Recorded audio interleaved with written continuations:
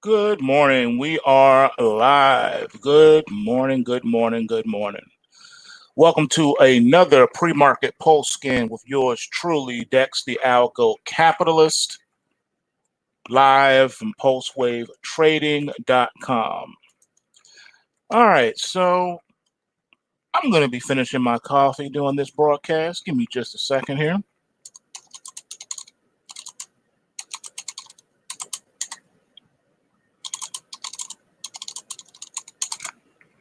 All right, so we have a few things to go over real quick this morning. So let's jump right into it. All right, so first and foremost, a New York Times report shed new light on how the National Enquirer tabloid came to possess intimate photos of Jeff Bezos and his girlfriend, Lauren Sanchez. The report suggests that she sent them to her brother, Michael, who sold them to the National Enquirer. Bezos later said they were used to extort him. China's version of TikTok launched a feature to spread awareness and fight Wuhan coronavirus. The coronavirus outbreak that originated in Wuhan, China, has killed at least 18 people and infected more than 630. President Trump said Mark Zuckerberg running for president wouldn't be too frightening. Trump also praised Zuckerberg's handling of political ads, which Facebook has taken a hard stand on not fact-checking. TikTok revealed its new 5-story LA office, showing its commitment to battling U.S. social media giants like Instagram and YouTube. TikTok is owned by Chinese company ByteDance, which is currently seeking a new head for U.S. operations. UK officials are to propose allowing Huawei to build parts of the country's 5G infrastructure, sources told Reuters. The proposal defies intense pressure from US officials to ban Huawei completely from the UK's 5G network. Well, first of all, what does the US care about what the UK is doing? That's their business, who they want to have, what company they want to have do their work. Who are you to tell another sovereign nation what they can and can't do and who they can and can't contract with?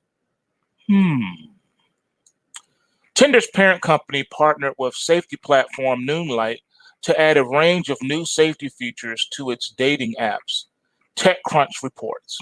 The new features include a panic button and user photo verification. Police disputed the claims from facial recognition startup Clearview, AI that has helped solve a terrorism case, BuzzFeed reports. The firm amassed billions of photos of people's faces by scrapping social media sites like Facebook, Instagram, and YouTube. Wow. Wow. So basically, you have social media platforms where a lot of people, knowingly or unknowingly, have voluntarily given photos of themselves to the internet.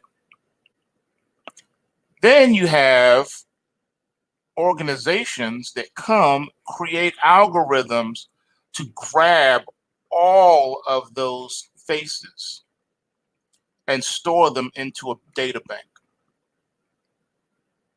So basically, the American people and people in general have helped nefarious means to exist. You gave it to them. You gave them your faces. You gave them all of your business. If you're one of those people who go on social media and tell people your entire existence, what you're doing every moment, you're giving it away to them. And you're allowing anybody with a computer to grab and store your information, your face, where you live, where you go to school, where you work, what you did last weekend with your friends. All that stuff is on the internet, and anyone can grab that and do whatever they want to with it. And that's exactly what they are doing. They're taking your information and they are packaging it sort of like they did with the mortgage-backed securities. They're securitizing your data, and not just your metadata, but your facial data. Everything about you is for sale to the highest bidder. And you have companies that solely exist just to do just that. That's what they do. Powerful stuff. But then you got to ask the question, though, how are they getting the information? I understand, still photos, Instagram and Facebook full of pictures. Those are photos. But YouTube is not a photo site. It's a video site. So how are they getting the information from YouTube?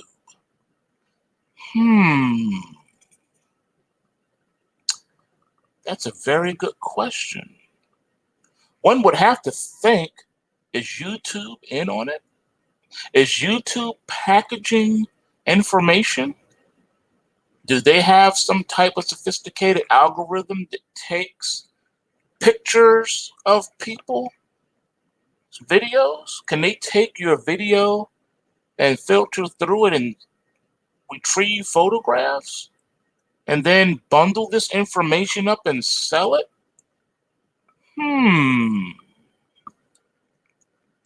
All right.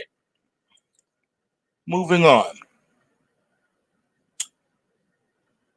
Police disputed the claims from facial recognition startup Clearview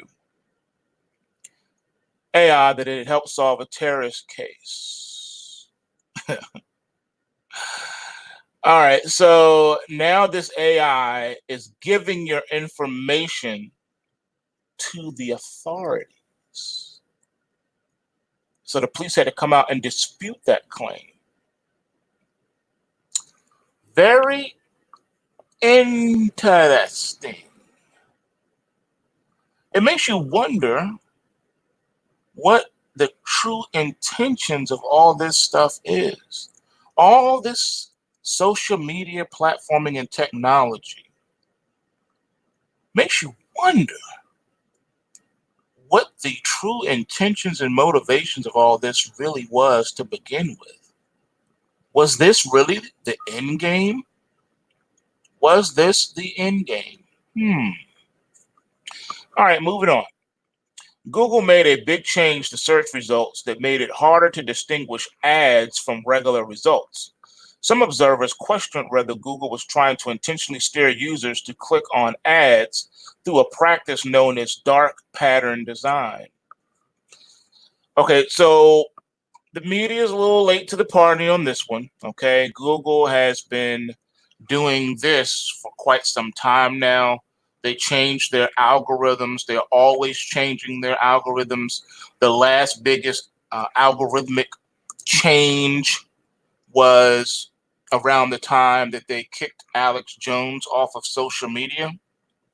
All right, at that point, there was a big scrub going on between Google and YouTube, where they started to scrub certain individuals and certain topics off the internet, making it nearly impossible for you to find them. The ones that they didn't delete or scrub completely, they pushed way, way, way in the back, all right, in the basement somewhere, stored under tons of cobwebs and cardboard boxes. Very difficult for you to find it. And if that didn't help, they put booby traps in the way to make it dangerous for you to even venture out to go and retrieve such information. Yeah, that's exactly what they did. All right. And then topics that they don't like or that the government doesn't like, what they do is they scrub that information, and instead they add on top of that the information that they want you to have, the information that they want you to see. Case in point, flat Earth. YouTube used to have a bunch of amazing scientific YouTube channels. All right, you had all types of physicists and engineers and other scientists and stuff that had websites. And they also had YouTube channels, and they were exposing and explaining a lot of things, and explaining and exposing things about NASA and the public education system and all types of things. They had documentation, they had all types of stuff. What did YouTube do?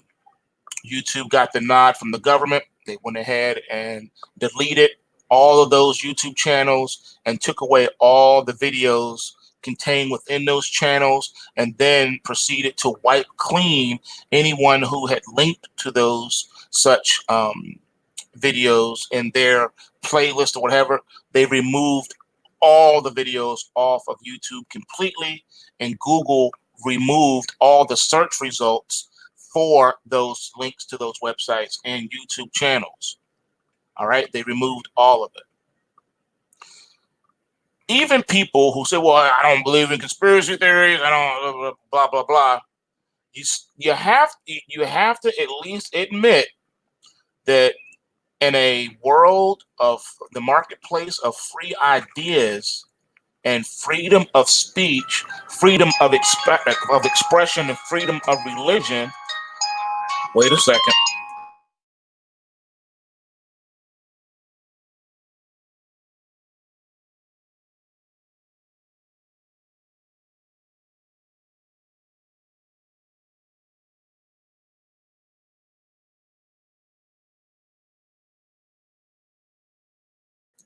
Okay, so if we live in a world where there's supposed to be freedom of religion, freedom of expression, we're not supposed to so-called judge. We're supposed to allow each other to coexist with one another. We're supposed to have freedom of expression, right? Freedom of religion, freedom of speech. Okay. Why are you threatened by anything that has to do with a Judeo-Christian worldview, or anything that opposes the religion of science? Case in point, people who have bought into the heliocentric model of our solar system have denied the ability to question that with a intelligent design perspective. They've also made it so that not only can you not question it, but it is not allowed to even be taught in school. They say freedom, they say, you know, the separation of church and state. But see, here's the problem. When you say separation of church and state, something that was not in the Constitution, something that was added, you have an issue. The issue is that, well, what are the known religions? Well, at the time that the Constitution and Bill of Rights were created, you pretty much had a handful of beliefs, which, you know, you had some Hinduism, you had some Buddhism, you had Islam, you had Christianity, you had Judaism. You know, those were the established known world religions at that time, right? But now you bring it into today, there are hundreds, if not thousands, of belief systems. We have a new one called science. Science is a religion. You see, we have changed the meanings of words, and then what we've done is duplicate words and give one meaning and another meaning. Case in point, the word science. If you define the word science, it's basically hypothesis, all right? Theories is what it is. You take a certain scientific method to achieve scientific hypothesis and results. But then you have the other word, science, which has nothing to do with scientific method of discovery. It has to do with religion. And what you're saying is the established theorems of the day of the other word science is a belief system, and anyone that goes against that should be ostracized. All right, so you need to include the science religion in there as well. Case in point, when you start talking about Darwinism and looking at Darwinism, which has already been debunked a million ways to Sunday for the last 100 years, they still believe it and they still teach it as fact, as a scientific fact, when the reality is it's a scientific theory. But they teach it that way, and they refuse to teach anything else. So that is a religion, and then they're defending that religion because that is the status quo that they want everyone to believe and do, because anything outside of that threatens the power structure. All right, the shadow government wants certain things in place, and anything that is a threat to its power base, it has to remove and see as a threat and deem as dangerous. Okay, so that's where we are, folks. All right, these news stories are telling you that, even if you never looked into certain things, these news stories are putting it in your face. All right, you can say, well, I don't believe in this and that, but then how else do you interpret what was just read to you? Google made a big change to search results. All right, that's what this article is leading with. Google made a big change. I don't believe in conspiracy theories. It's telling you right here. It's showing it right here. It's proving it right here. All right. Moving on. Hungarian American investor George Soros said President Trump is conspiring with Facebook to get reelected. Speaking at Davos on Thursday, Soros said he thinks there's an informal mutual assistance operation developing between Trump and Facebook. Okay, now, taking nothing away from George Soros's trading prowess, he goes down in history as one of the greatest of all time from a trading perspective. Can't take that away from him. Him and Jim Rogers started off together. They had a hedge fund, whatever. They came up together. So, yeah, his trading acumen cannot be denied. His book, which is one of required readings for anyone who wants to be a trader. The Alchemy of Finance is what it's called. Alchemy of Finance, George Soros. Excellent read, but it is not for the faint of heart, and it is not for the average person. All right. If you are a sheeple and believe everything that your U.S. government tells you, this reading is not for you. You will not be able to understand it or grasp its meaning. It's a very heavy book. I'm not kidding. I'm not being funny. It's a difficult read. All right, even for those who know it and understand what he's talking about. It's not that it's a lot of big words. It's just get the book and you'll see for yourself. It's a difficult read. It's not just, I'm gonna read through this in a week. Nah, he's dropping a lot of science, a lot of technical jewels about markets and things of that nature. But it is recommended reading. All right, so I'll give him that. But as far as what he's talking about with he's touting a conspiracy, it's hilarious because that's isn't that the pot calling the kettle black? All right.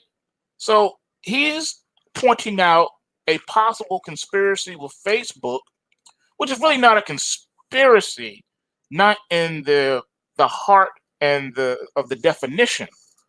I would say conspiracy is more like what he's been doing with his money, how he's been funding Antifa and Black Lives Matter and false flag events and staging fake rallies and things of that nature, and funding provocateurs at certain demonstrations and things of that nature.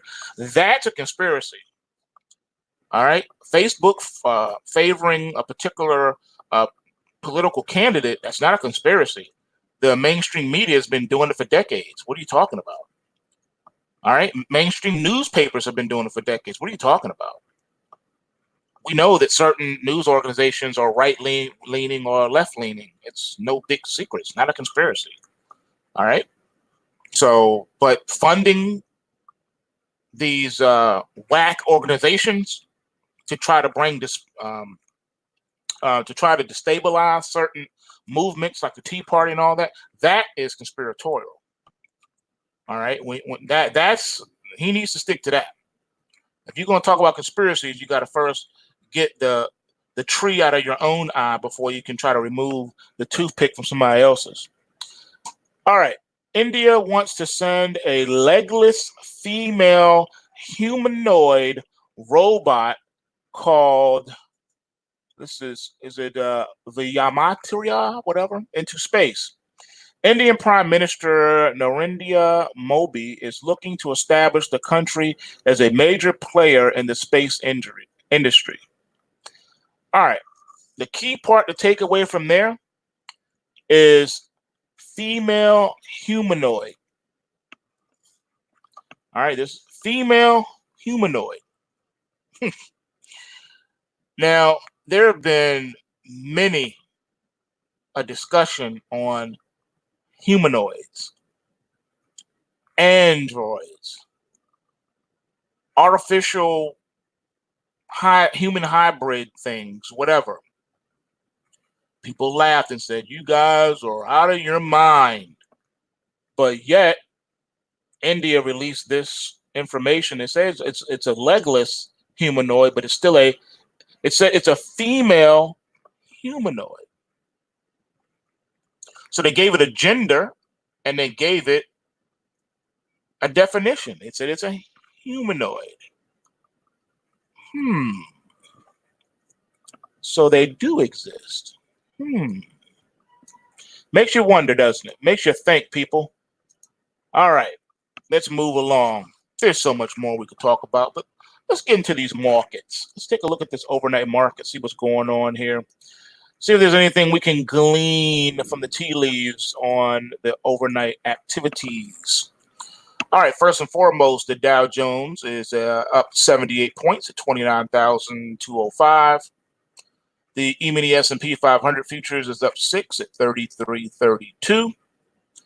The NASDAQ 100 futures contract is up 28 3/4 points at 92.77. The Russell is up 5.5 points at 16.91 even. Gold futures is down $5.50 at 15.60. All right, silver is up 9 cents at 17.91.5. Crude oil futures down 67.5 cents at $54.92.5 a barrel. And Bitcoin futures up $100 at 84.70. Should be noted that Bitcoin did hit a low this morning of 82.35. And so far the high is at 84.95. So we're pretty much still around the highs of the session. All right, looking at the US dollar index, it's up 10 at 97.79. And the long bond is up 11/30 seconds at 159 and 29/30 seconds. All right, so taking a quick glance here at our magic crystal ball, we're looking for possible 2-bar Charlie setups. Ding, ding, ding, ding. We have one, folks. We have one. We have a negative 2-bar Charlie setup in the gold futures. Negative 2-bar Charlie. Bearish 2-bar Charlie setup in the gold futures. The question is, will it hold? Will we see an all-day down day in the gold futures? All right, so let's see. We're still looking. Any more candidates? Nope, that seems to be it. So, bearish negative 2-bar Charlie setup in the gold futures. Those that are members of the PulseWave trading group, you know exactly what that means and how you need to proceed on the day.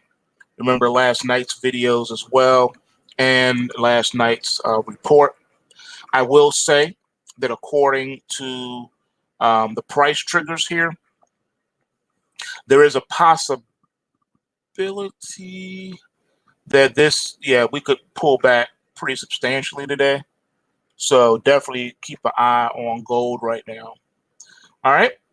Now, with that being said, it's Take Back Friday. So, generally we do not do any new positions. At least I don't. But if you have open positions, go ahead and you know how to manage those using the pop method. Go ahead and pop your way through those things. And don't be afraid to take profits. You'll never go broke taking profits. Remember that. All right. And with that being said, I must say too, looking at things here, we can't ignore possible crash alerts sticking their head up in the S&P and the NASDAQ today.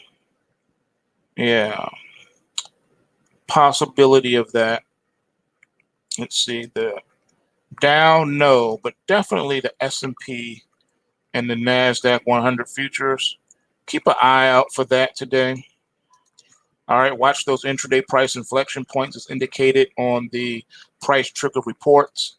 All right, that could be a big deal.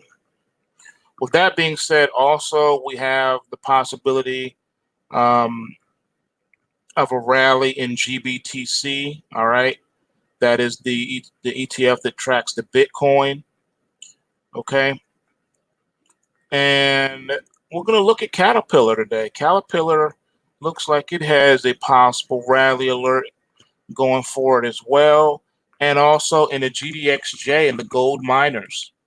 So that's interesting. Gold miners could actually pop, even though we have a situation going on with that bearish two-bar Charlie setup in gold futures. It should be noted, though, that the gold miners today, we have a crash alert and we also have a rally alert. Normally, when you see a situation like this, it normally means the market is trying to break out from a narrow range. So you basically have a narrow range inside day type of a perspective where the market is looking to find a direction. It wants to choose a direction. When this happens, sometimes you can get these false breakouts where you'll run up and test support and resistance in the same day. So you just have to be nimble and catch the tiger by the tail. So let's see what else. Notable crash alerts. All right, we mentioned gold futures. Now, gold futures also has a sell signal coming into today. Hack does also, which is good. That means if it manifests, we don't have to worry about any terrorism or someone doing something stupid over the weekend. Goldman Sachs has a crash alert. So does the SPY. And so does the NASDAQ 100, which we already talked about, and the E-mini S&P 500.